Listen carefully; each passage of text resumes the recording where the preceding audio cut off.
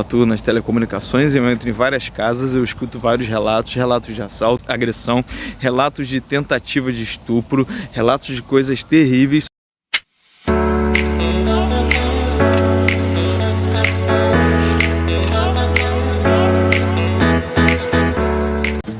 Fala galera, eu sou o Marcelo Cardoso da família Cardoso 4.0 e vou falar com você de tudo que eu acho ruim em Portugal para você que está pensando em vir saber se vale a pena vir ou não.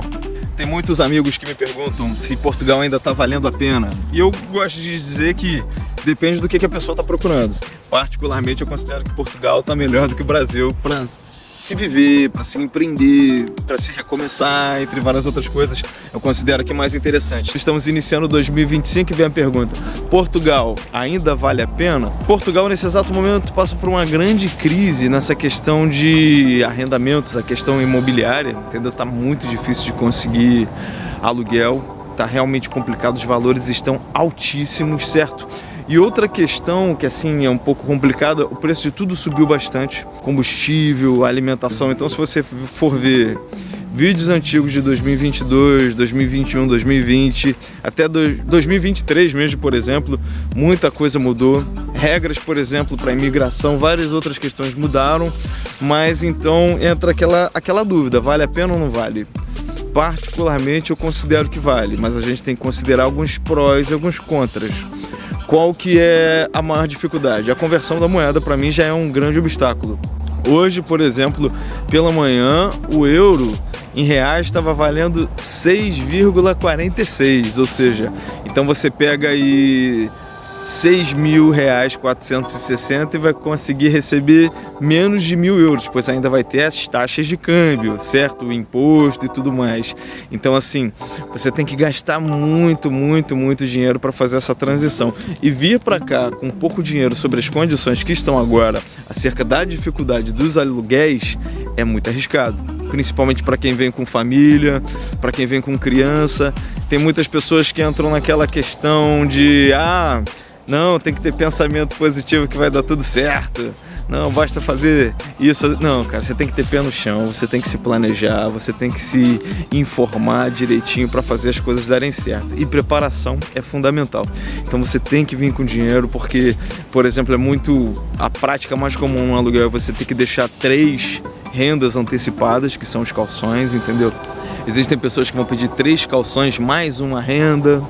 Existem lugares que vão pedir 6 rendas, é contra a lei, mas existem pessoas que pedem e às vezes para quem está chegando, às vezes você não vai ter muitas opções, ficar no hotel vai ficar mais caro, então é importante vir com dinheiro, que é fundamental para você conseguir se estabelecer. Agora voltou o sistema da manifestação de interesse. A manifestação de interesse permite você, cidadão, que faz parte da CPLP, que é a comunidade que fala a língua portuguesa, então envolve Brasil, Cabo Verde, Moçambique, vários outros países. Então, por exemplo, eles podem, ao chegar em Portugal, arrumando um trabalho, abrindo uma empresa ou abrindo uma atividade, podem fazer a manifestação de interesse, ou seja, comunicar as finanças que eles pretendem ficar, que gostaram e querem ficar em Portugal. Então, existe essa margem legal. Isso havia sido anulado, mas agora retornou. Então, facilita até para a pessoa que vem como turista para conhecer primeiro, descobre que aqui é interessante, consegue começar a se estabelecer e então ele manifesta o interesse que vai continuar por aqui. Isso facilitou muito acerca dos gastos dos vistos, né? Porém, essa pessoa vai ter que tirar o NIF, tirar o NIS, então tem vários procedimentos de documentação que ela vai precisar passar que são mais difíceis do que uma pessoa que simplesmente viu com visto. Isso vai exigir gasto de tempo, vai exigir gasto de dinheiro, então tem um desgaste inicial muito grande. Então uma pessoa que não seja proativa, uma pessoa que tenha disposição ali para correr atrás, alguém que consiga se informar por conta própria, entendeu? Que vai em busca da informação, vai ter uma dificuldade imensa para conseguir fazer toda essa transição. Eu entendo que Portugal é um lugar muito bom, mas não é para todo tipo de pessoa. Tem que ter um certo perfil específico para conseguir fazer esse projeto dar certo. Eu digo isso porque eu já vi muitas pessoas voltarem, mas muitas pessoas, muitos amigos queridos que vieram e já foram embora depois de 1, 2, 3 meses. Então, às vezes você pega tudo que você tem, você vende, às vezes carro, pede as contas do emprego que você está lá há muitos anos, tem uma estabilidade profissional, arrisca tudo na esperança de dar certo, mas quando você começa a bater de frente com essas dificuldades, faz você desanimar e desistir. Então, assim, isso já é uma outra situação muito complicada. Uma coisa que você tem que ter consciência, vindo como turista, por exemplo, às vezes você vai ter dificuldade para receber atendimento médico. Ainda que o PB4 seja um acordo internacional, onde eles precisam te dar atendimento. Porém, sem alguns documentos, você não vai conseguir ser atendido, exceto urgência. Você não vai conseguir ter, às vezes, um acompanhamento, porque eles não vão conseguir fazer o seu cadastro. E por mais que você tente explicar, a pessoa que vai estar lá no computador, a recepcionista, a atendente, não vai te atender. Vai variar muito de região para região. Mas nos principais centros demográficos, as pessoas são muito reativas. E isso é algo que você vai bater de frente. Até conseguir ter todos os documentos básicos para você conseguir ser atendido. Então, quem tem filhos, quem tem problemas de saúde, é algo que você tem que analisar e considerar muito bem. Compras aqui, de um modo geral, são à vista. Então, você tem que entender que muito dificilmente você vai fazer um cartão de crédito, porque assim o banco não vai te liberar, e as unidades comerciais que tem, por exemplo, que nem a Vorten, que tem o seu próprio cartão, você não vai conseguir fazer, principalmente se você vier como turista, exceto, é lógico, se você tiver cidadania europeia ou já tiver residência em Portugal, aí sim, você consegue fazer. Só que de um modo geral, as compras são à vista, então você tem que entender que tudo aquilo que você precisar, você vai ter que pagar no cash ali. Então, para quem está chegando, é complicado. Existe uma alternativa, que foi a que eu usei. As pessoas doam. Tem grupos de dou-te se vier buscar. Então te dão até máquina de lavar, às vezes dão televisão antiga, dão sofá, às vezes com um rasgadinho. Isso pra mim, eu não tô nem aí. Roupa para minhas crianças, eu não tenho um pingo de vaidade acerca disso. Só que tem gente que não gosta. Então, isso é uma coisa que você tem que considerar.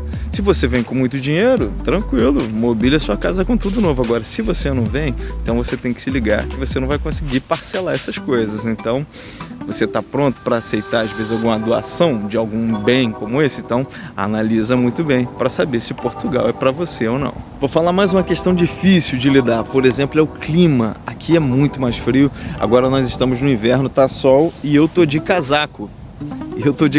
De manhã, então, nem se fala. Eu tô de luva, tô de touca, tô com 2 casacos, entendeu? De noite também, às vezes, é muito difícil, principalmente, por exemplo, se a sua casa não tiver um tratamento térmico, fica complicado de você se adaptar, porque, assim, existem casas que já possuem, assim, um tratamento, então, o vidro duplo, possuem às vezes um capoto para poder resistir melhor à temperatura, então a sua casa fica quentinha. Eu, por exemplo, já morei numa casa aqui que ela tinha cerâmicas, aqui se chama tijoleira, os pisos, certo? Ela era toda de cerâmica. Aquilo ali no inverno, ela ficava totalmente úmida e ficava muito gelada mesmo. Era assim, muito complicado morar lá. Só que, às vezes, quando você está chegando, você não tem como escolher. Você tem que agarrar o que aparece, é lógico. Tem gente que tem muita bala na agulha, tem gente que tem muita condição financeira, já vai chegar comprando a sua casa. Então, assim, existem alguns testemunhos que a gente vê pela internet ou nas redes sociais que não são muito verdadeiros. Que aí tem gente que fala, cheguei aqui, já tô com a minha casa, já tô com o meu carro, já tô com o meu emprego, mas você vai olhar a situação dessa pessoa, ela vem em condições muito diferentes. Às vezes procurou uma assessoria, teve alguém que teve condições de pagar uma assessoria e não é a situação de todas as pessoas, essa é a grande verdade. Então, você tem que estar preparado porque o clima é diferente. No verão, numa boa, calor igual o Rio de Janeiro, minha terra natal. Agora, o inverno é difícil de adaptar. Eu mesmo, nos primeiros 2 meses de inverno, eu quase voltei, porque assim, estava muito difícil. Eu trabalhava numa fábrica e trabalhava como estafeta fazendo entregas. Então, quando eu comecei a ter que lidar com o clima, eu de estafeta andando lá de moto, meus dedos doendo, meu corpo, fiquei todo gripado. Eu acho até que eu tive princípio de pneumonia naquele período. E eu falei, olha, vou ter que pedir as contas. Eu saí daquele emprego porque eu não estava conseguindo mais suportar a questão da temperatura e eu estava quase voltando. Você tem que analisar muito bem se você está preparado para lidar com o clima daqui, para saber se você vai conseguir ou não, né, fazer essa transição. Outro ponto muito difícil de lidar é a questão cultural. Ponto de vista do brasileiro, os portugueses são grosseiros, porque às vezes eles falam mais alto, eles falam muito palavrão, eles têm um modo rude de tratar, só que pra cá não é falta de educação, é a forma que as pessoas lidam umas com as outras e ninguém fica chateado, ninguém leva pro coração, mas isso pra gente é muito difícil. É muito difícil difícil de se adaptar, porque eles falam assim com as mulheres, falam assim com as crianças, então às vezes a gente se sente ofendido. E eu, por exemplo, tenho alguns amigos portugueses que falam que quando lidam com alguns brasileiros do trabalho, tomam muito cuidado na forma de falar, porque as pessoas ficam chateadas. Quando às vezes eles estão conversando com alguns amigos, falam, se eu não falar com meus amigos e não xingar eles, eles pensam que eu estou chateado com eles. Então esse é o nosso jeito de se tratar. Só que com os brasileiros não, com os brasileiros eu já tomo um pouco mais de cuidado, depois eu já percebi que algumas pessoas se sentem ofendidas. Então olha só como é que é engraçado. Mas isso é dificílimo de se adaptar. Eu, por exemplo, tive muita dificuldade, eu não falo palavrão, eu falo baixinho, eu não gosto que ninguém fale gritando comigo, eu gosto de falar tranquilamente, só que é muito engraçado isso. Tem até um vídeo que eu gravei que nós estamos em Braga lá, conhecendo, né, a Braga Romana, um evento que está acontecendo lá em Braga, e um amigo meu que assistiu o vídeo, ele comentou que quando eu falo, olha, eu encontrei a barraca do ferreiro, eu vou perguntar ao homem quanto que estão as armas, ele falou, opa, veja a arma que tu quer e eu lhe digo quanto que está ou não. E aí o meu amigo achou isso engraçado, né, e falou, cara, se isso fosse no Brasil, cara, o vendedor já ia falar, olha, tem essa, tem aquela, o preço é X, o preço é Y. Então assim, até para o homem que está querendo me vender um produto, ele não faz questão de ter uma abordagem mais suave para tentar me convencer, não, esse é o jeito deles tratarem todo mundo, e nem todo mundo está pronto para se adaptar a essa forma de comunicação. Então entra aquela questão, vale a pena? Depende. Para algumas pessoas vai valer, para outras pessoas não vai dar. Vai ter tipo de pessoa que não vai conseguir se adaptar a essa situação. Eu tenho um amigo, por exemplo, que uma vez me falou que estava querendo vir e eu falei com ele, olha, você com teu temperamento, eu acredito que você não vai conseguir se adaptar. Eu mesmo, que sou um cara muito mais tranquilo que você, já me aborreci com várias pessoas, você aqui então tu vai surtar, tu vai acabar sendo preso, entendeu? Então, analisa muito bem o que você está procurando, porque senão, é como eu disse, você às vezes vai gastar todo o seu dinheiro, vai pedir a conta do seu emprego, vai vender seus bens e vai chegar no final e vai falar, não vou voltar, não está valendo a pena. Seus diplomas provavelmente não serão aceitos. Por lei, você consegue, por exemplo, pegar uma graduação, vai na universidade, paga uma taxa para validar, eles analisam seu currículo, sua grade curricular, né, e aí validam o seu certificado, na teoria. Porque na prática eu não conheço uma pessoa que conseguiu validar. Eu conheço uma pessoa que levou 2 anos para ter a sua resposta e a resposta no final foi negada. Uma pessoa que já tinha mestrado, pós-graduação, por exemplo, é a esposa de um amigo meu que é dentista. E ela teve que fazer mais 2 anos de odontologia e ela atua na área como assistente de saúde bucal. Então, para você ver, é muito complicado. Na teoria você valida, na prática não. Então, é muito provável que você não vai conseguir atuar na sua área assim que você chega. É bem provável que você vai ter que vir, fazer reciclagem, fazer às vezes cursos e formações e capacitações. Então, a demanda de trabalho que há disponível, e há muito trabalho, são áreas que você às vezes rala muito, certo? E ganha mal. Uma preparação psicológica é muito importante, porque nem todo mundo está pronto para começar em outra área. Nem todo mundo está disposto a começar em outra área. Então, se você não estiver disposto a fazer isso, talvez, mais uma vez, Portugal não seja para você. Eu só falei coisa ruim. Será que Portugal é bom? Acho que eu vou gravar um vídeo, vou fazer a contraparte desse vídeo e vou falar das coisas boas. Mas aqui só pra gente finalizar e eu já poder te dar um pouco do que eu acho bom pra caramba. Olha aqui, ó. Eu duvido que eu gravava esse vídeo até o final no Rio de Janeiro e não perdia meu celular. Eu ia estar numa dessa aqui na boa aqui, ó, e de repente eu perdeu. Eu falei, opa, valeu gente, obrigado. Posso só transferir esse vídeo? Entendeu? Uma das coisas boas aqui é a segurança. Já foi mais seguro. Existe um falso indicador, tem gente que vai dizer aí que Portugal é uma das cidades mais seguras da Europa e não é, na verdade, é porque eles não registram os casos e isso é uma das coisas ruins. Eu sei porque eu atuo nas telecomunicações e eu entro em várias casas, eu escuto vários relatos de assalto, agressão, relatos de tentativa de estupro, relatos de coisas terríveis, só que às vezes as pessoas chegam na esquadra policial e eles dizem, não adianta, porque não tem prova, porque não tem testemunha, porque não tem isso, não vai dar em nada, você só vai perder teu tempo, então não fez o registro, não aconteceu o crime, tu pensa que lugar seguro onde crime não acontece, mas na verdade isso é um falso indicador. Mas ainda assim, não tem comparação.